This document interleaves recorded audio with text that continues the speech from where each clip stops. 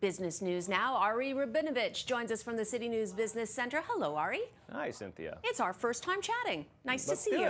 it. Okay, we'll begin with some good news for those struggling to make ends meet. Yes, so it does look like there could be some light on the end of the horizon, Cynthia, in terms of interest rates and the Bank of Canada's mission to get inflation down to a more reasonable target. Their goal is 2%.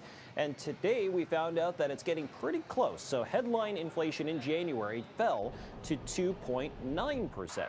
And that's down 0.5% compared to December when we look at year-over-year inflation.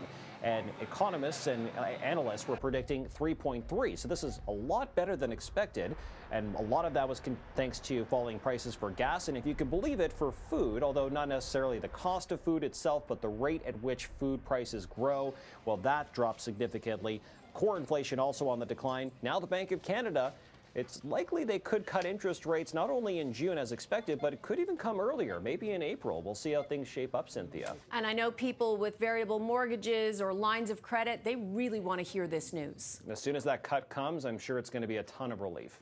Definitely. All right. Now, there's been plenty of hate directed at the Loblaws family of stores recently, given grocery prices. But amidst all that, the company is planning to spend some big money, Ari.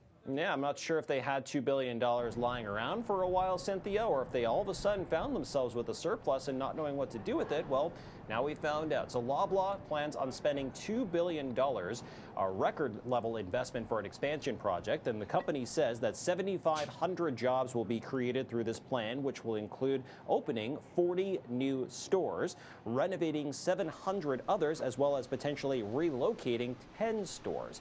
Now, it's not clear if this will affect just Loblaw's grocery stores or some of the other banners like Shoppers Drug Mart, No Frills, Real Canadian Superstore, all under the Loblaw's banner. And today in trading, Loblaw's stock gained almost 1%, Cynthia. Okay, so that company is growing and expanding, but last week we heard about slumping sales at Canadian Tire, and they really plummeted. Now the same thing is happening at another major store chain. What is going on?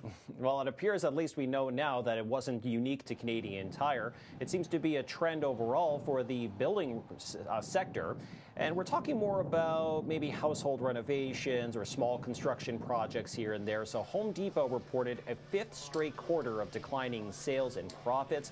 And although it does sound bad, investors and analysts alike, we're kind of expecting this because it does seem to be the trend with high prices for just about everything, including interest rates for borrowing costs. If you want to do one of those big construction projects, got to take out an extra loan. So these people are maybe holding back on those projects, and Canadian Tire noticed it. Now Home Depot notices it, and Lowe's will be reporting earnings in a few weeks' time, Cynthia. So we'll see if it indeed is a trend for the sector. Definitely. All right, Ari. Thank you very much. Nice chatting with you. You as well, Cynthia. That is our City News business editor, Ari Rabinovitch.